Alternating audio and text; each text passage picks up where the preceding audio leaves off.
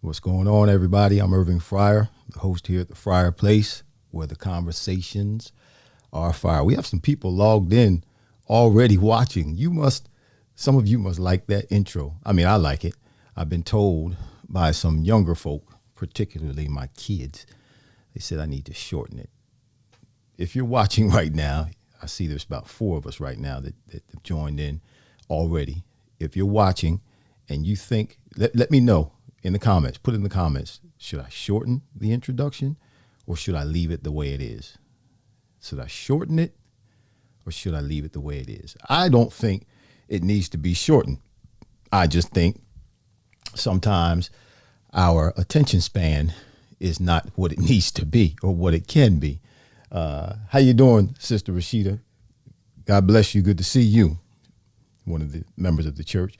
So, Sister Rashida, since you're already logged in, do you think that we need to, or I need to shorten that introduction, or do I need to leave it, or can I leave it the same, or leave it like it is, and it'll be okay? It'll be just fine. Like I said, some young folk, particularly my kids, think, leave it. Okay, thank you. She said, leave it. I'm going to put that up there. Let me put that up. She said, leave it. I like that. We're going to leave it. I mean, we got one for leave it. All right. Anybody else that's watching right now? I'm registering 8. There's 8 of you. You're not making any comments. Let us know you're in the room.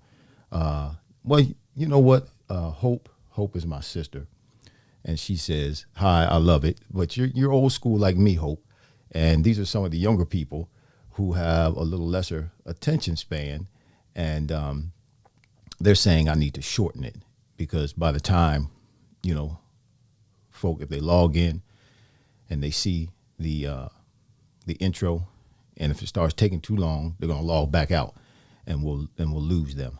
I don't think so because I think the intro is hot, and but I just want to get the people's opinion to see if there's something we need to change about it. But I like it. That's why we made it the way we made it. I like it. Let's do our shout outs before we get into today's show. As you know, posted yesterday that I did not schedule I went and got my beard done today and see the little hairs on my shirt. I did not schedule a guest today because we're going to share some more of my story. And I believe that by way of some people that I trust and believe in and who have been friends and have been proven friends, they're continuing to tell me, Irving, you need to tell your story. Everybody else is trying to tell your story, or everybody else attempts to tell your story, but they don't know your story. So they're going to mess it up, and they are messing it up. So you have a podcast, tell your story.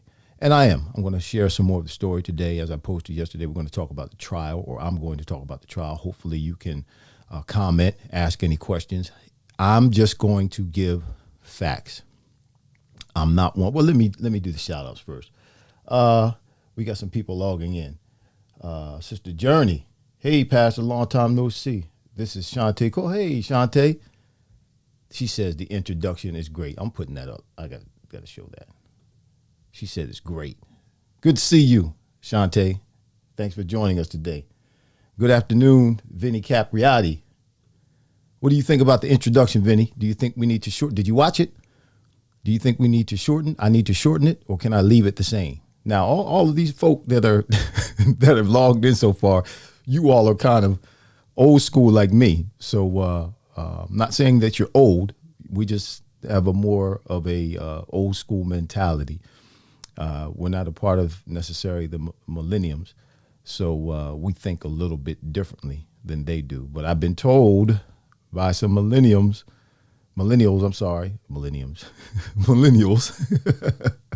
that I should shorten the introduction. I like the introduction. Vinny, what do you think? Do you like the introduction? Let me do my shout outs before we get into to me talking about the trial today. Again, shout out to Alicia Way, always, for these overlays. We're going to change. Every year we'll probably change them around a little bit, but I think they're dope and very colorful and very, as you see, a lot of stuff going on. So thanks, Alicia Way. Lou Rogers, Vision, Audio Visual. He's our videographer. He is the one who actually helped me put the introduction together. So shout out to Lou Rogers. Shout out to she's not here right now, but we talked to her today, to Adrian, my in-studio assistant. She's not here. When we come back in October, she's going to be back, and we're going to actually put a nice little segment into the show I think you'll like that will include her. So we have a spot for her in the new studio with a camera for her and a mic for her. So she's going to be a part of the show as we move forward. Again, we want to make sure you know that this podcast is being presented by Ecamm, virtual software made for Mac that carries your message across the world. Again, shout out to the Green Legion. I'll be with the Green Legion this Sunday morning. It's for the home opener of the Philadelphia Eagles, second game of the season. We'll be doing a pregame analysis. I'll be on with the Green Legion 10 o'clock in the morning on this Sunday, 2 days from now. So check us out, Green Legion. We thank the Green Legion for continuing to support the Fryar Place. Hello, Sandy Wright. God bless you. Good to see you. Vinny, you didn't answer my question. Hello, Sister Sally. Good to see you. This is almost like church, y'all. Good to see you. Oh, Vinny said leave it. Okay. All right. Leave it, Vinny. But Vinny, again, and listen, I'm with you all. I want to leave it the way it is. I think it's dope. I think it's hot. I think it's really nice. But we're old school, Vinny. So, and right now it's a bunch of old school folk who are logging in.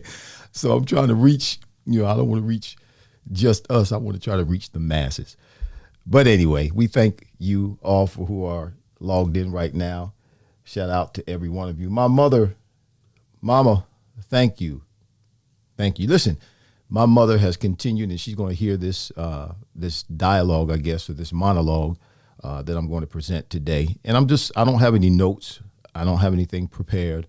I'm just going to talk off the top of my head, start at one point, and when we get to almost an hour, I'm going to finish, okay? And if I don't finish the whole story, we'll pick up at some other time later on. But my mother, man, it's just been phenomenal. And, when your mom, and my mom's not like this, but I've had people that I met in the past where their mother has given up on them. When your mama gives up on you, woo, yeah, you got issues, Usually it's the dad that will kick you to the curb. You got issues in your life and you can't seem to get it together.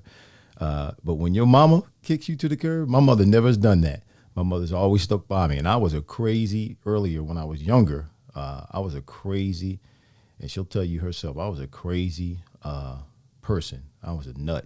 I was a loose cannon going 100 miles an hour in the wrong direction. And I'm sure she and my grandmother prayed and prayed and prayed and prayed.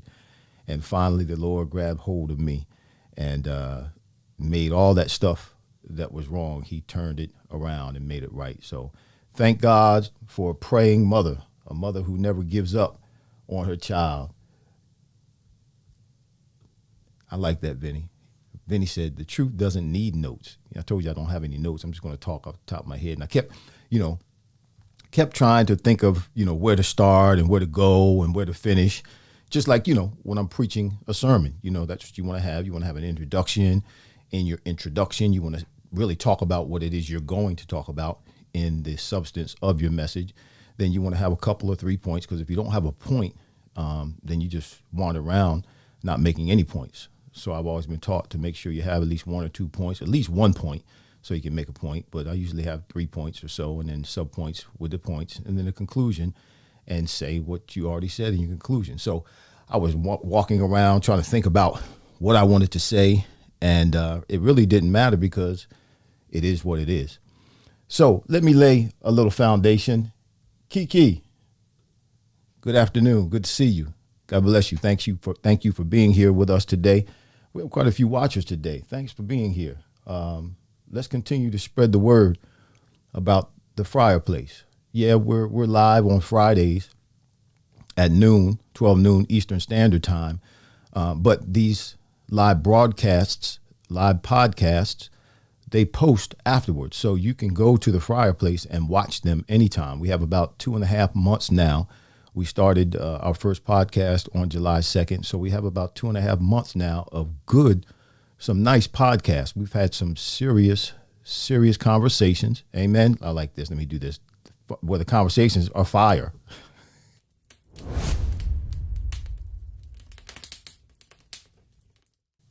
Yeah, I like that. Oh, don't want to go there. That was last week's guest. Want to go back here. Let's go back here. That was last week's guest. But listen, we've had some good conversations with some good fire people. Last week, as you saw, was Reggie Dupart and his wife, Dupardology, former teammate of mine. We've had Sterling Sharp. We've had Andre Reed. We've had psychologists. We've had national speakers. We've had people who are experts in the financial field, trying to be well-rounded. We've had a daddy-daughter experience. So we've had some great guests on the show, and we just want to make sure we continue to do the same thing. But part of the show is me telling my story. So let me lay some foundation for you, some background for you with regards to the trial that my mother and I actually experienced or went through back in August of 2015 that eventually led to my conviction and then my sentencing and incarceration. And, we're still dealing with that stuff to a certain extent even now, though it's been 5 years. It's been 5 years, June 6th, 2021. Yes, 2021, June 6th, just a few months ago, was 5 years. I was 5 years out of prison. So let me lay a little foundation. The state of New Jersey convicted me of conspiracy to commit fraud with several banks. Their case was built around a man by the name of Bill Barksdale. Now, let me give you some history with Bill Barksdale, because their whole case was built around him. His word. I mean, they did have some banks come in, but really what the bankers said and what the bank president said really didn't validate their accusations against me, because, I wasn't involved with them. No, I didn't go to any banks. I didn't sign any papers. They never saw me or heard from me. So what they said really didn't validate anything that the prosecutor was trying to bring against me. So let me give you a little history. Richard, good to see you. God bless you. Sylvester Webb, good to see you. I'm going to keep acknowledging folk as they come in, and we'll keep things moving. Good to see you, cousin. So let me give you a little background about Bill Barksdale. Bill Barksdale is a fraternity brother of mine. I'd known prior to us doing business together. I had known Barksdale for quite some time. And those of you that know anything about fraternities or sororities, we're supposed to have an oath, a commitment to one another, a brotherhood with one another that lasts for a lifetime. We've been through certain things together that unifies us. We have codes and secret handshakes and things like that. And it's supposed to be a secret brotherhood, to the extent that if I see someone who's in the fraternity and they don't have somewhere to lay their head that particular night, even if I had just met them, I'm supposed to give them a place to lay their head, feed them, put some money in their pocket, send them on their way to help get them to where they're trying to go. So anyway, I trusted him.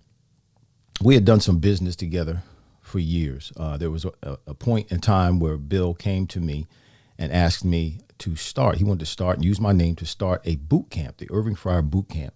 And the first couple of times he asked me, I said no, because I really didn't want to. I didn't want to do it to make money, and I really didn't think people would respond to it. Well, after a while, after he came to me several times, I said yes. Okay, so he started the boot camp, and the boot camp was really successful. It was. I didn't do it for money. I wasn't getting any money from it. He was paying the trainers and all of that. And there were people who were coming and getting in shape, and they were actually going out and running in marathons, Irving Fryar boot camp, T-shirts on. It was really good. And then we moved from the boot camp to doing a little business together. During that time, there was a big real estate boom, or actually it was a crisis, where people had lost their homes, and homes were being, you could buy a home, fix it up, and sell it and make a really good profit. Some people were making, $50,000, $60,000, $70,000 per home in that profit area. They would buy it for, pennies on the dollar, whether it's from the bank or whether it was in a foreclosure, fix it up, put $10,000, $15,000 into it, and then sell it for its actual value and make quite a bit of money. So Barksdale was doing quite a bit of that. And there were a couple of homes, and I'm going to get back to this, but I just want to set this up. There were a couple of homes that I was involved with him with that. Not that I did it directly with him, but I was able to get investors for him. Now, make a long story short, my mother had recently got married. My sister, Hope, who's on the line, she had a home that was, she was trying to sell it, and she actually rented it out. These people kind of trashed it. Barksdale ended up buying it, fixing it up, and actually put my mother in that house. He put her in that house, and she lived there with her husband. She had been newly married, lived there with her husband for almost, I think it was over a year. It was over a year. And he let her live there for nothing. She didn't pay anything, no mortgage, no nothing. It was on his dime. Then after about a year, Barksdale said, you know what, Irving, I need to get a mortgage on the house. This is how all of this started. I need to get a mortgage on that house. So I'm going to take your mom around, have her, she needs to get a mortgage. So I'm going to take her around. She's got good credit. Take her around, let her fill out applications and see which bank we can get to approve a loan so she can get a mortgage on the house so she can buy the house and I can stop carrying her or carrying the house. I said, cool, not a problem. Call mom, Barksdale's going to come get you, take you to these banks, fill out applications, so on and so forth. Well, that's not illegal. You can go to as many banks as you want to and fill out as many applications as you want to. It didn't become illegal until all of those applications that mom filled out were approved because she had great credit. They were all approved. She didn't know that. Barksdale knew that. He was controlling the whole interaction with the banks. So when all those loans were approved, Barksdale took all of that money from the banks all at the same time. That was facts. Let me give you facts. It's all facts. During the case at the beginning, that was proven. All of those loans went into Barksdale's accounts. Let me go back. When the loans were approved, Barksdale went to my mother and told her, listen, this is where you're going to pay your mortgage. And he gave her banking information. Come to find out, when all of this went down, that wasn't the loan where she was living. That wasn't the mortgage she was paying every month. She was paying the mortgage on some other house that Barksdale had. And she never did pay the mortgage, thinking she was paying the mortgage on the house that she was living in. And that's how she ended up losing the house when it was all said and done, because she thought she was current, but she had never gotten current because she wasn't paying the mortgage where she was living. She was paying the mortgage where Barksdale told her to pay, which was another house that Barksdale owned. Maybe he did pay the mortgage where she was for a minute, but eventually it ended up being foreclosed on because the mortgage wasn't being paid. Now, here's the state's case. Hopefully you're following me right now. I just wanted to lay that foundation because that's where the money is. That's what happened. The state's case was this. All of the money from those loans went into Barksdale's accounts. That was proven. That was obvious. They looked at my bank accounts. None of that money came to me. So their story was Bill Barksdale paid out of those monies, the monies that left those accounts, the checks that he wrote, that he was paying people that I owed. There were people supposedly that I owed money to, and because they couldn't prove that I got any of the money, they made up a story, or they told the story. I'm not going to say they made up the story. They told the story. Their case was I was a part of it because Barksdale took that money that he got from the loans and paid people that I owed money to. Now, one of the people, and there were two people. One of the people, I'm going to go to these two people. One of the people, his name was Jerry Hostetter. And this was very disappointing to me. Jerry Hostetter, let me give you a little history on him. I've known Jerry Hostetter for years. Back when I was playing for the Philadelphia Eagles back in 1990, I want to say it was 98 or 97, maybe even 96. I was with the Eagles for 96. Oh, by the way, yeah, I got my Patriots shirt on. I'll talk about that later on, but I don't want y'all to start tripping because I got a Patriots shirt on. There's a story behind that. But anyway, I met Jerry Hostetter when I was playing with the Eagles. We became pretty good friends. I think our birthdays are a day apart. We're the same age. And knew him for years. He's a big pig farmer out in Lancaster, Pennsylvania. He and his wife and I, and my wife at the time, we became decent friends with each other. Spent a lot of time with Jerry. Jerry was a guy that had a little bit of money, and he was an investor. So there were a couple of other entities, a couple of other transactions that took place prior to this with Jerry and I with regards to investing. Some of them worked, some of them didn't. So when I got a phone call, watch this, I got a phone call from Barksdale. Now this is after, I don't know if it was after the loan thing took place, or was while the loan thing was taking place, or right before the loan thing took place with my mother. But I got a call from Barksdale saying, listen, I'm buying these houses, I'm fixing them up, and I'm selling them. But I have several houses already bought, and I'm fixing them all up at the same time, and I'm out of capital. Do you know anyone who would like to invest in one of these houses? I can guarantee them a 20% return on their money in just several months, in 3 or 4 months. And you'll get me. He said, you'll get the transaction fee from managing or brokering the deal, and then I'll give you half of the profit once we sell the house. I'm like, well, sure. I know investors. How you doing, David Hunt? How you doing? Brother Harris, too. God bless you. Good to see you. Thanks for joining in, telling my story, telling the trial. I'm trying to get there. I'm just setting it up, though, right now.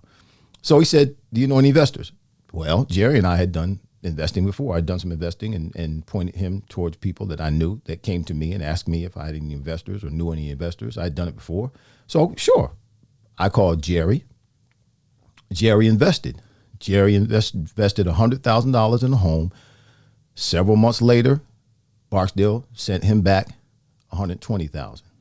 Got his 20% on his money in just a few months. Great investment, great return. I got the finder's fee or the broker's fee up front, or when it all went down, but Barksdale still owed me money from the house selling. We're going to get to that later too. Okay, so there's Jerry Hostetter. So the state said that the money that Barksdale, these are facts. You can go look it up in the case. Thank you, Dave. He said, love the shirt. The state said the money that Barksdale sent to Jerry Hostetter was money from, now this is all just money in one account. So they're saying it's money from those loans that he got, and it was money that I owed Jerry Hostetter. Now, let me tell you about Jerry Hostetter. Jerry Hostetter is my friend. Well, was my friend. when all of this went down and the prosecutors giving us discovery, telling us or giving my attorney the information about what it is they're trying to hold against me and use against me, we see this information about Jerry. And of course, we try to contact Jerry to let Jerry come tell the truth, come testify on my behalf. This is not money I owed you. This was an investment and you got a return on your investment. So then Jerry starts flapping on me. He starts floundering on me. He's like, well, I can't get involved. I don't want. He wouldn't talk to my attorney so that my attorney could tell him what was going on, so that he could go back, get his records to show what the truth was, and dispel this accusation that the state was trying to use against me. Here's my friend. He's saying, well, I don't want to. He told me, because I called him, and I'm trying to do the right thing. My attorney says, well, you're really not supposed to call him. I'm going to call him. Well, he wouldn't talk to my attorney. He would direct my attorney to his attorney, and his attorney was saying Jerry didn't want to get involved. You're supposed to be my friend. These are facts now. You're supposed to be my friend. What do you mean you don't want to get involved? You're not getting. These people are trying to put me in jail. They're trying to ruin my reputation, and you don't want to tell the truth. So he didn't get involved. I finally did call him. I'm like, the heck with this. I'm going to call him because I need you to come testify for me. Well, Irving, I don't want to get involved. What do you mean you don't want to get involved? For real? Then, well, I don't want to. I can't lie. I didn't ask you to lie. I'm not asking you to lie. Find the paperwork. Come and tell the truth. Testify on my behalf. You're supposed to be my friend. I had someone do the same thing for me. A guy that was one of my mentors when I was in college. He lived in Philly, and the state was trying to do something similar to him. And he asked me to come and testify for him. For sure, I'm coming to testify for you. And I'm going to tell them listen, this guy is a good guy. No, I don't owe him anything. No, he's not giving me anything for this. But you guys are trying to make him out to be some kind of criminal, and that's not the truth. And Jerry would not come and testify on my behalf. It really, man, y'all, that really hurt me. This guy and I, we were friends. And he was one of the ones who could really have exonerated me, who could really had dispelled what the prosecutor was trying to, the story that he made up. So now it gets closer to the, and obviously the prosecutor knew that Jerry was my friend and knew that Jerry would possibly come and testify on my behalf. But when Jerry did not come and refused to talk to my attorney, he wouldn't come and testify on my behalf, then guess what the prosecutor did? It was a smart move. The prosecutor subpoenaed Jerry and had Jerry come in, and Jerry testified during the trial, but he was testifying on behalf of the prosecution. He didn't testify on my behalf. The prosecution had him as one of their witnesses. So when he's sitting on the stand, the jury, and I got to tell you about the jury too. Oh my gosh. So now the jury sees him supposed to be my friend, but he's testifying for the prosecutor. Now, Jerry didn't say anything derogatory. He did not say that I owed him money. He did say that that money that he got was a return on his investment. That's what he said during the trial. You can look at the transcripts. He didn't say anything negative, but the fact that he was testifying for the prosecutor, which is supposed to be against me, he's prosecuting me, that didn't look right and it didn't sound right. And all he had to do was come testify on my behalf. Yes, you're right. I'm getting there. God brought you through the storm and made you a better man. God is so good. Yes, he is. Yes, he is. And that's ultimately that's what this is all about. So anyway, that happened with Jerry. So that Jerry was one of the two main characters that the state, besides Barksdale, that the state was trying to say this money that Barksdale got, he paid to people that I owed. Then there was this other guy. And I want to say his name. I can't remember his name. Let's call him Mr. O, because I think his first name began with an O. I can't remember his name, and I was trying to remember his name. I would have to go back through the paperwork. But let's call him Mr. O. I know who Jerry Hostetter is, so I can name him. But let's say Mr. O. So there was this paperwork that it was a loan that I had signed. And it had my signature on it. And you know what? I remember the day that Barksdale had me sign that paper. I was in Bible study. We had just started Bible study, and we were doing our Bible study in the annex. It's a building next to our sanctuary. And Barksdale was, he came in with some paperwork because that was at the time where he was trying to get my mother a mortgage for the house, get a loan for the house. And he said, I need you to sign this for your mom. That's what he told me. And I was like right at the beginning of Bible study. I started Bible study, and he comes into Bible study and he puts the paper down. I need you to sign this for your mom. It's for her house, to help her get a house. You'll be on the note with her. And I signed it. So come to find out, that paper was for a loan with a Mr. O. Okay. Now remember, anytime you're in court, the prosecutor has to prove beyond a reasonable doubt that you're guilty.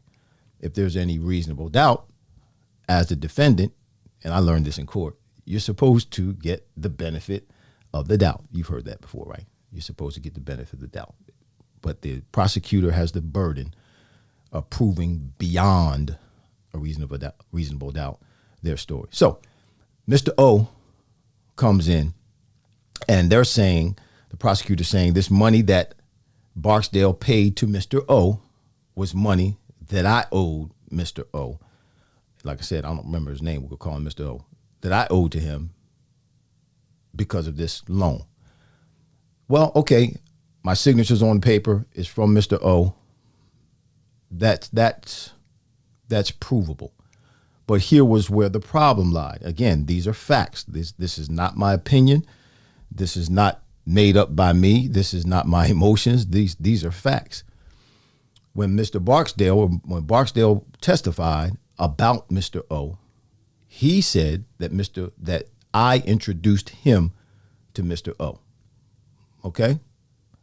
And that it was through me and Mr. O that I got the loan, or I signed that paper. Okay. Mr. O was in the court. They brought Mr. O in. He testified. Mr. O, and I had never met him before. I didn't know who he was. Mr. O said, no, I've never met Mr. Fryar before. Okay, that's reasonable doubt, isn't it? What do you mean? Barksdale, their star witness, said that Mr. Fryar introduced you to him. No, I never met Mr. Fryar before. Do you know who Mr. Fryar is? Well, I see him now. He's right there. Oh, but you never met him before. No, this is the first time I've ever seen him. So did you see Mr. Fryar sign these papers? No, they were brought to me by Barksdale. So you didn't sign. What about the loan? When the loan was paid off, the money come from Mr. Fryar, it come from Mr. Barksdale. Money came from Mr. Barksdale. So you never talked to Mr. Fryar? No, never talked to Mr. Fryar. You never seen Mr. Fryar? No, I've never seen Mr. Fryar. Did you see Mr. Fryar sign this paper? No, I didn't see Mr. Fryar sign this paper. So, what do you think? And I hadn't, I did sign the paper. I remember when Barksdale did it, but it was under false pretenses. So it's reasonable doubt. And it was said that the monies that Barksdale used were monies from those loans to pay off the loan to Mr. O. Not true. Just not true. Put in the comments. Here's what I want to ask you. Has anybody who's here, Brother Hunt, how you doing? Good to see you. Reasonable doubt. Yeah, that's reasonable doubt. And listen, I'm not crying. I'm not moaning. Like Brother Harris said, this whole experience has made me better. I'm a better Irving than I was 6-7 years ago. But I went through a lot of pain to get to this. But here's what I want to ask you, because I want to show you something else. Anybody who's ever bought a house before, let me know that. Throw in the comments if you bought a house before. And if you have bought a house before, how easy was the process for you to buy a house? Was it an easy process? Was it a tedious process? But What was the process in you buying the house? I just want to throw some more facts at you in the case, or in the trial, I should say, just to, and that was the meat. I want to talk about Barksdale's testimony. I want to talk about one of the loan officers' testimony and one of the bank president's testimony. I'm going to talk about those. But before I do that, I want you, those of you who have bought a house before, throw in the comments. Let me know whether or not you bought a house before. And if you have, the process, was it a tedious process or was it a smooth process? Tedious or smooth? Nobody's commenting. You must not have bought a house before. Type faster. Was it tedious or was it a smooth process? Okay. Richard says long process, however, not too difficult. Long process. It was a long process, yes. Buying a house can be a long process for sure. I have twice. First time, Sister Journey, first time was easier than the second time. Hope Wiley. Hope, my sister has 2 houses. Tedious process with lots of documentation, yes. Oh, this is my sister Faith. She was at the trial.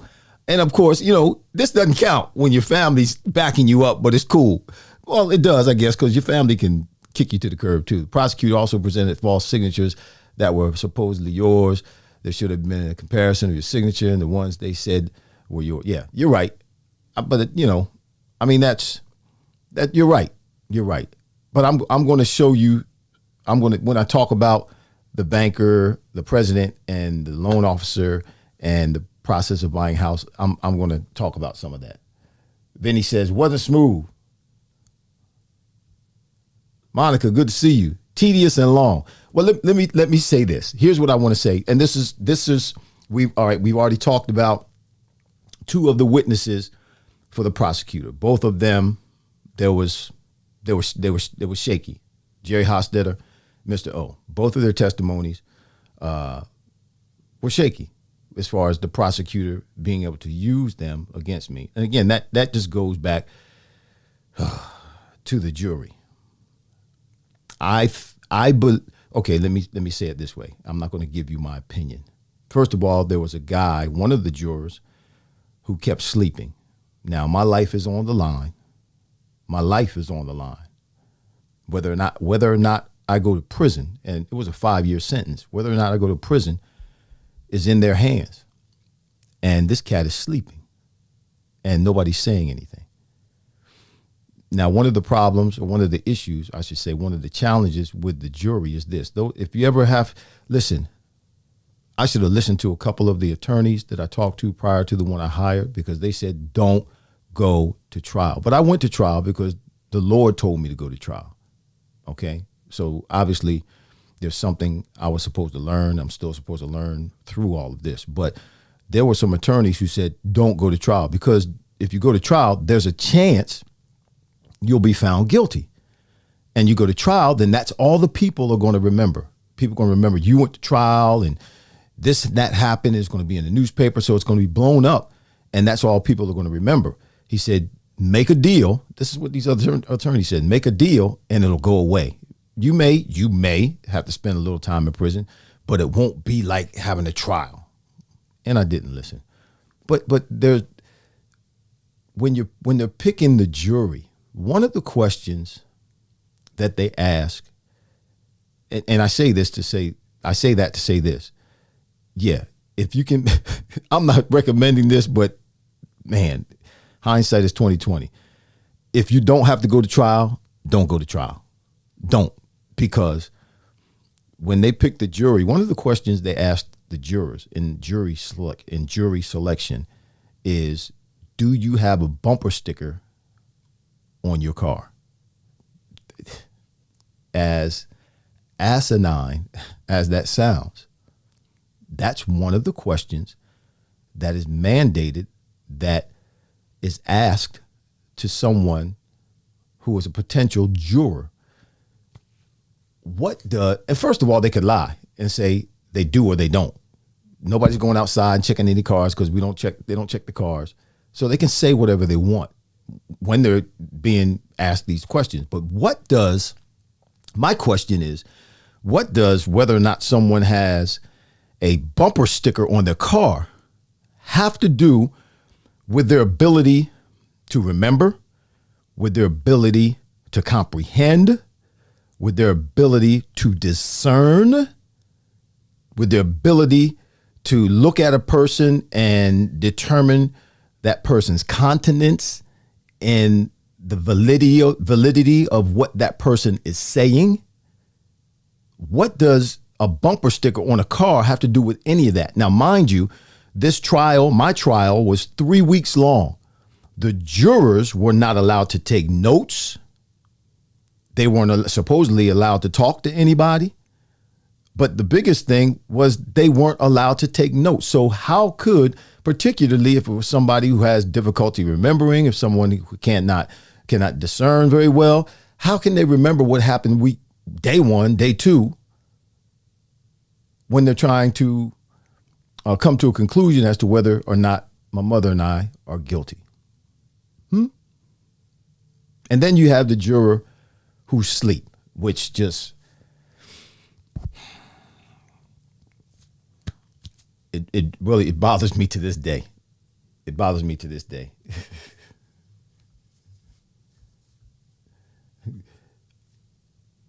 You always listen to someone who is giving up money for your best interest.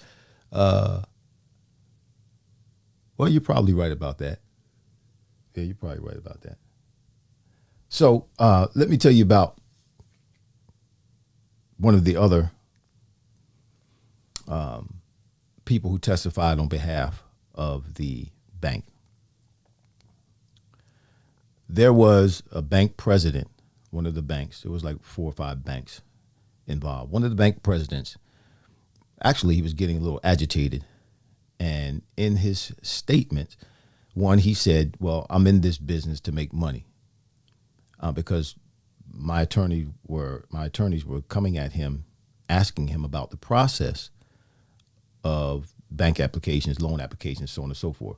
And he said, and this is when I thought that, you know what, okay, we got this, because he made a statement that was just off the chain. But apparently the jurors weren't my peers, meaning people on the jury are supposed to be my peers. Meaning they're supposed to know what I know, have experienced what I've experienced, know about me, be on the same level. That's who your peers are. But apparently none of them had ever bought a house before. That's why I asked you the question. Have you ever bought a house before? Because this bank president said this. He said, because one of the documents that Barksdale had presented to the loan officers were forged documents. They were W-2s that had the church name on them, saying that my mother worked for the church as a event coordinator and she made $90,000 a year. The church didn't make $90,000 a year, let alone somebody working for the church. And I wasn't even on salary. So, I don't make any money from the church. So how am I going to have an event coordinator at the church making $90,000 a year when the church barely brought in $90,000 a year? And these W-2s, they were W-2s. Now, those of you who know me, my sisters can testify to this. One of the W-2s said the New Jersey House of God. Yeah. There were like 4 W-2s or 2 W-2, 3 W-2s. It was more than 2, like 3 W-2s. And one of them said the name of the church at the time, we changed the name now. The name now is the New Jerusalem. But at the time, the church name was New Jerusalem House of God. And one of the W-2s said the New Jersey House of God. Now, not even have to be anal like I am. If I had forged W-2s, they would have been perfect W-2s. You think I don't know the name of my church? Even if I knew. And here's the other thing. And my attorneys were horrible. If my attorneys didn't even bring this up. If I had known anything about the W-2s, I would have made the correction. If I'm trying to do something crazy, if I'm trying to do something illegal, I would not have that. I would have seen that that's not going to happen. That's wrong. New Jersey House of God. That's not even the name of the church. So if I had known about it, I would have even corrected it. I would have corrected it.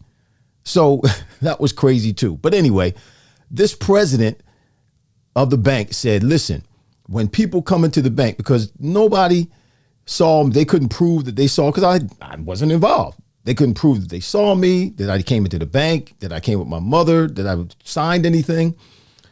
They couldn't prove that. So they were trying to, I guess, go around some other way. So the president of the bank said, listen, because we were talking about those forged W-2s and, you know, the process of buying a house. He said, I tell my loan officers not to check on the employment of those who are applying for a loan for a home. He said, yes, a bank president sat on the stand and said, I tell my loan officers not to call, not to go and to check for employment, not to verify employment for people who are applying for these mortgages because we trust our clients. That's what he said. Go back and look in the records. It's public records. He said that. And when he said that, I'm like, oh, we got this, because that's a lie. That is a lie. Banks have an obligation to their investors. If you don't check employment, how are you just going to give money away? How are the people going to pay? Anybody who's bought a house, you know, give me this paperwork, give me that paperwork, verify this, verify that. Then they come back, get the closing. Oh, no, we need this. You got to have this in addition to that. Come on. He said that. And then to take it even further, I want to take, these are facts. These are facts. And I can laugh about it now, y'all, because it was really, it was really obvious. It was obvious. Anybody who would come around, if you have,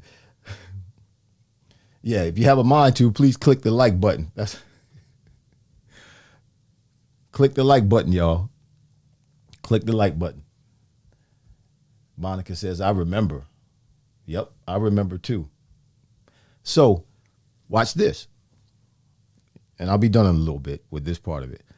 We'll have to come back and revisit it. But watch this. One of the loan officers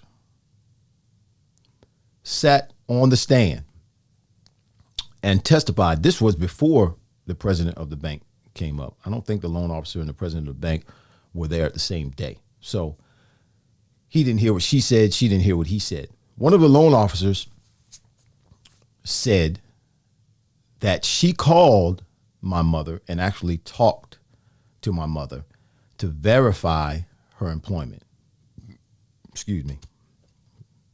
That's what she said, which didn't happen.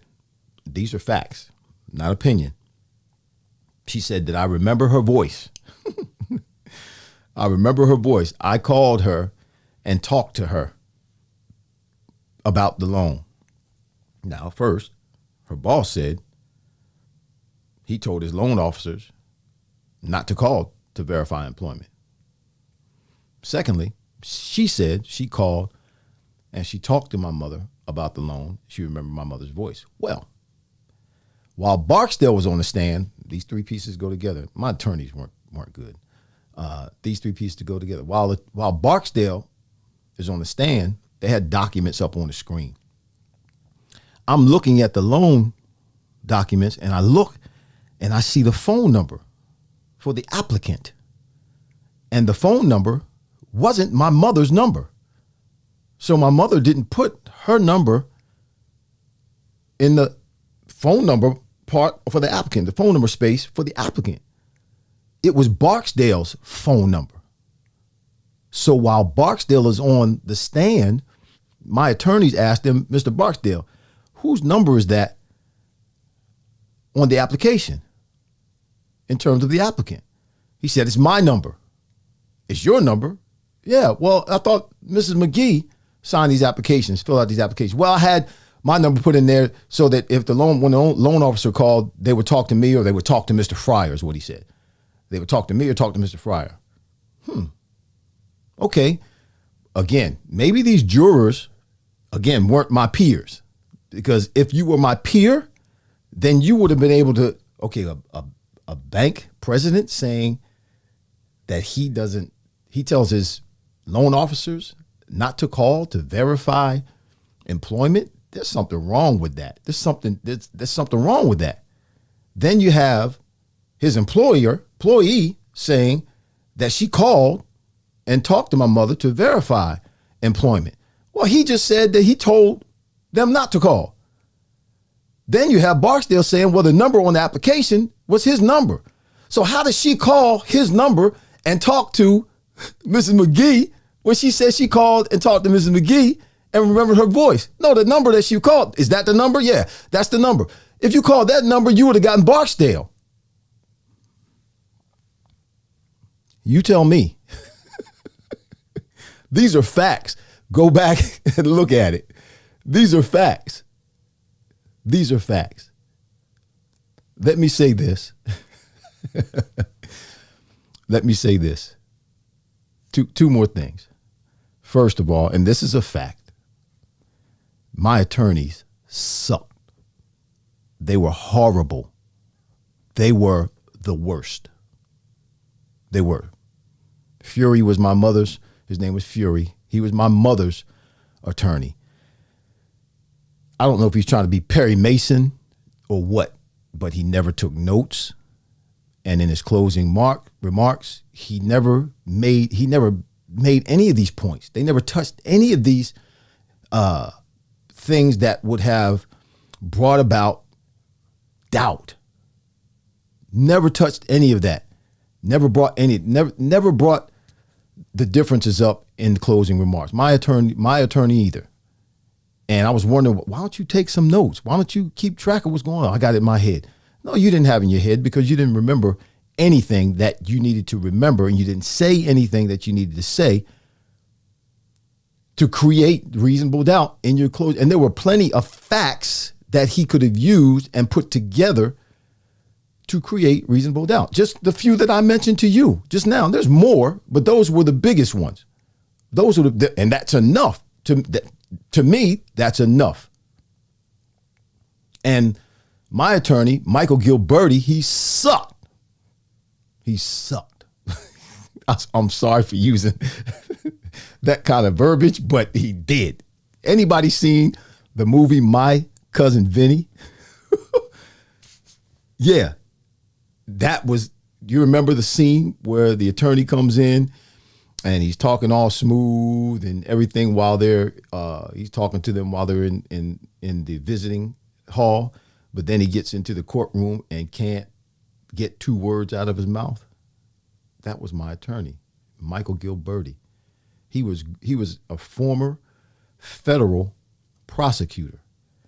And he was great with information and research and putting things together and planning and all that. But when he got in the courtroom and it was live, not Memorex, he was horrible. He was so horrible that when the case was over, because I should have been found innocent. His firm knows it. He knows it because he still contacts me to this day to make sure I'm all right. Why are you still contacting me, man? No, I'm not all right. You messed it up. He still contacts me to this day. When the trial was over and I was found guilty and my mother was found guilty, his firm fired him. And the money that I owed them, they didn't charge me. That's how messed up. That's how bad he was. Y'all know attorneys don't mess around with money. They want their money. They didn't charge me what I owed them. The rest that I owed them, I already paid them enough. But they fired him and didn't come after me for the rest of the money. And when we were found guilty, I need to be honest about this part. I'm trying to read some of these comments. They're just saying, I don't know what you're saying yup to. Documentation is critical. Yes, it is. That's what he said. Hope says that's what he said, and I couldn't believe it. Yeah, about the president of the bank. Yep, Hope was there. She had come up. Also presented Hotmail. She never. They presented a Hotmail email from my mother, and she never had a Hotmail account. email account. Never had a Hotmail email. So yeah, it was a lot of flabbernacle going on. I need to be honest about something because, and I've been honest about this whole thing. I just want you all to know that I'm not sharing this to try to get you on my side or to try to get or to even try to prove my innocence. I'm not, because I said this last Saturday or 2 Saturdays ago in church when I was preaching. When you peel back all the layers on this situation, it's my fault because I gave Barksdale access to my mother and I allowed him into my life and I trusted him based on a fraternal promise, based on some history that I had already had with him and some the other brothers in the fraternity. But I didn't seek God about him. I didn't ask God about him. I figured because I knew him and had known him for a minute that this was okay. And there were other things that were happening that were okay. But I didn't know that this kind of stuff was going on. When the jury said guilty, that my mother and I were guilty. And this is what I want to share with you. The prosecutor stood up and he said, and I'll never forget this, that I want them to be put in prison immediately. That cat was trying to put my mom. And man, if I could have stood up and choked him, if I could have stood up and got my hands on him, if we weren't in the court, man, I would have. I was, and for months, even after I got out of prison, I mean, and I'm a pastor, I'm a Christian, but y'all, you've never been in prison for something that you didn't do. I've done stuff in my life, but I didn't do what they said, the story they made up. I was, man, I wanted to find out where the prosecutor lived. Yeah. I'm just being truthful. Barksdale, I wanted to find out where Barksdale lived when I first got out because this cat put my mother in harm's way. I mean, yes, it was my fault, but he deliberately was trying to put my mother in harm's way. And she lost her house. He manipulated her. He used her. And we're still affected by that to this day. I've had to apologize to my mother. There's some good things that have come out of it, yes. But there's a lot of pain. Move forward to the sentencing, which was a month later. So the trial was over in August, end of August 2015. And then September, they gave us, a month before the sentencing. And the sentencing, mom was put on probation. And that's what the judge said. When Zerkawa, I believe his name was, when the prosecutor stood up and said, well, I want them to go to prison right now. The judge said, I'm not putting this woman in prison. What's wrong with you? I was like, okay, judge, cool for you. Then the day of sentencing, she, probation for mom. But then before the judge sentenced me, and this, I just couldn't understand this either. She said to me, Mr. Fryar, I would have found you. And these are facts, y'all. I'm not giving you opinion. This is documented. And it's public record. And that's what some people need to go do. Go back and check the facts. Okay? Check the facts. She said to me before she sentenced me, Mr. Fryar, I would have found you innocent. And I'm thinking to myself, well, if that be the case, then why are you treating me like I'm guilty? Now, here's the thing that the prosecution did that, again, and this is why I say if you don't have to go to trial, don't go to trial. They're supposed to reveal all of the documentation, all of their discovery, they call it, at the beginning of the case before, so that we can look and see what it is. Attorneys can look and see what it is they have or supposedly have against you so you can build a case against it. Well, they're always, during the time of the trial, they were always trying to bring in some new evidence. Here's one of the things that I told my attorneys about that they didn't listen to me. And the other thing was always testify.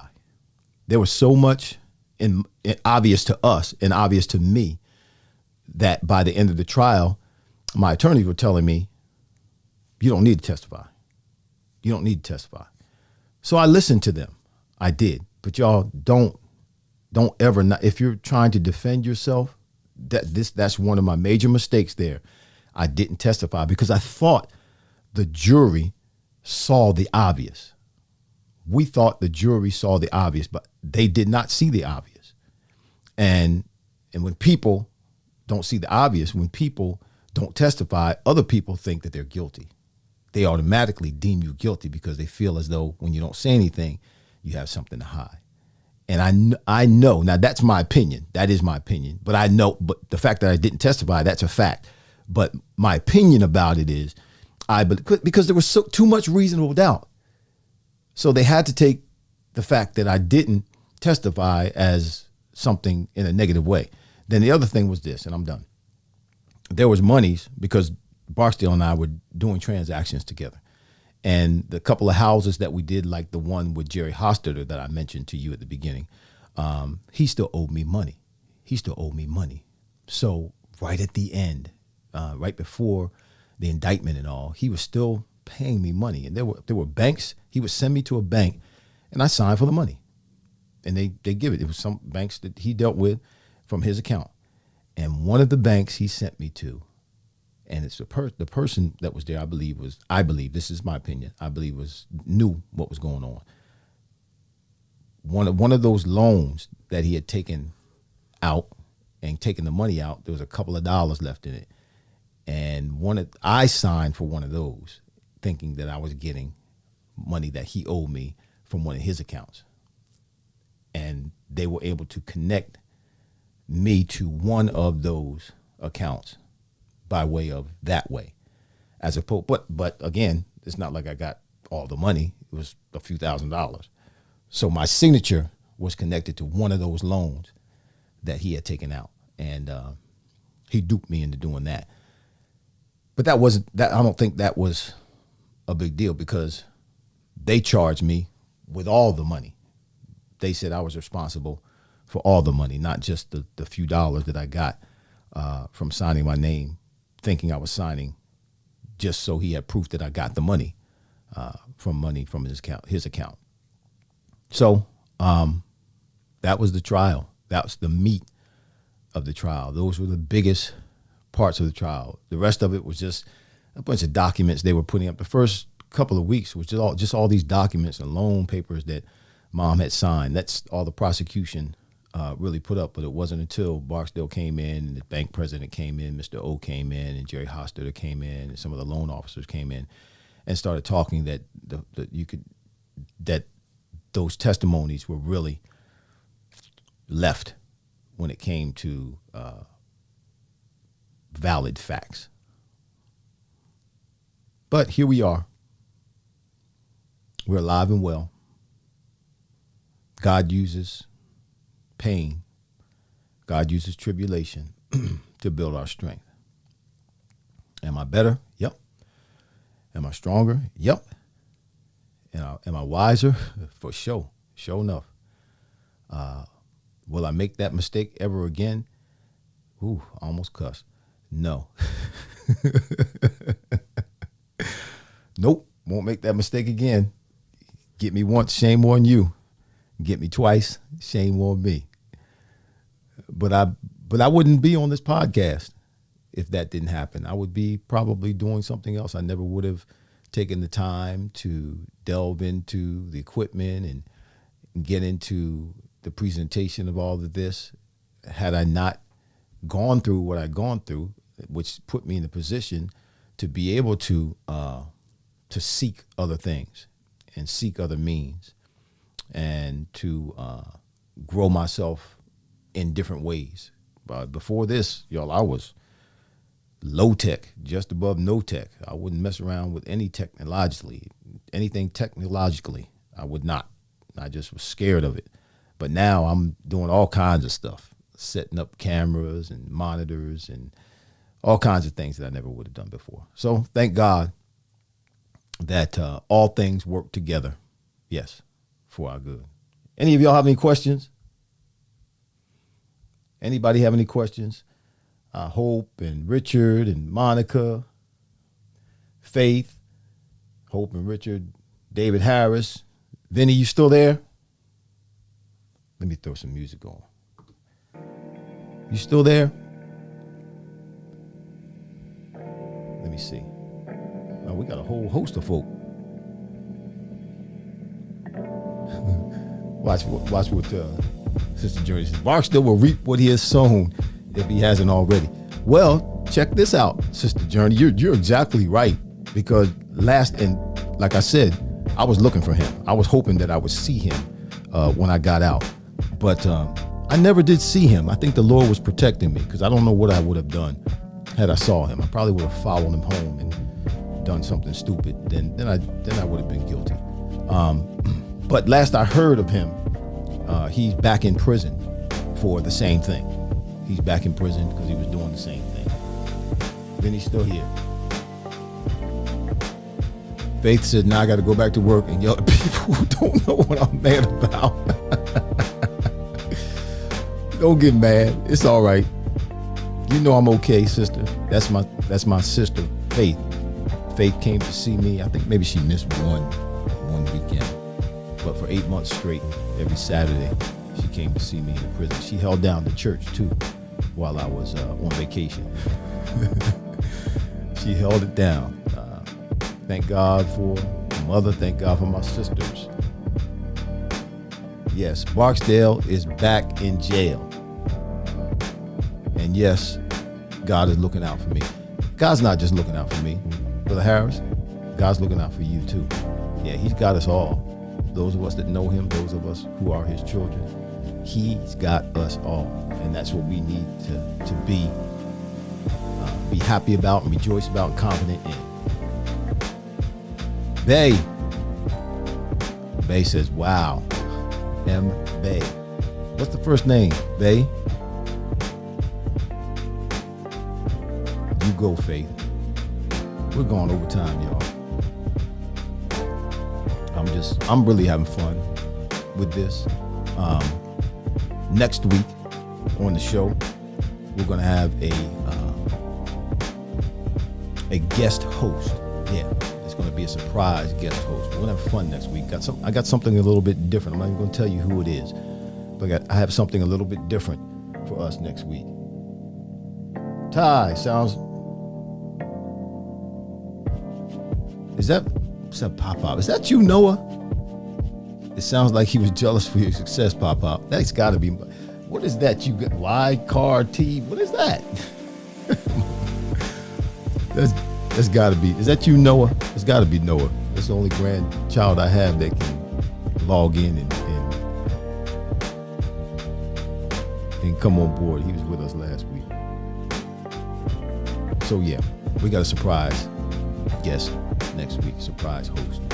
All right, listen, we're going to do our shout outs. I want to thank everyone for listening to me rant today. Prayerfully, I didn't come off as a whiner, because I'm not whining. I just wanted to share that and need to share it. People need to hear the truth, the facts, I should say. People need to hear the facts. And then they can interpret them however they want. Now, I may have presented them in a way that leans towards my favor, but I presented facts today. And there were some facts that carried a lot of questions for me. But again, that's why I didn't testify, because to me it was so clear, but evidently it was not clear to the jury. And it was clear to the judge, but the judge didn't have the wherewithal to overturn the jury. And even on the day of the sentencing, I never thought that the judge was going to send me to prison. I really didn't, because it was so obvious. It was obvious to me that there was something snaky, not shaky, snaky going on with regards to the bank president. Why would a bank president say that? Why would the loan officer say what she said? There was something not right in there. People who said one thing, that somebody else would say something else, contradict them. So there was a lot going on that to me was very obvious. But anyway, shout out to Alicia Way for these dope overlays. Shout out to Lou Rogers, Vision Audio Visual. Shout out to the Green Legion. We'll be with you on Sunday morning. Can't wait to see you guys. Quimby and Craig and Chris. Quimby is Craig and Chris and Hollis Thomas. Be good to see you guys and share with you, giving everybody a pregame analysis of the home opener for the Philadelphia Eagles. Yep. I want to thank eCam, virtual software made for Mac, carries your message across the world. We got some new stuff for you in August too, where you can participate. I'm not gonna unwrap that yet, but keep tuning in, keep watching. Thank you for your support here at the Fryar Place. We talked today about the trial. Next week we have a surprise host for you. Until then, we'll see you. God bless you. Stay strong.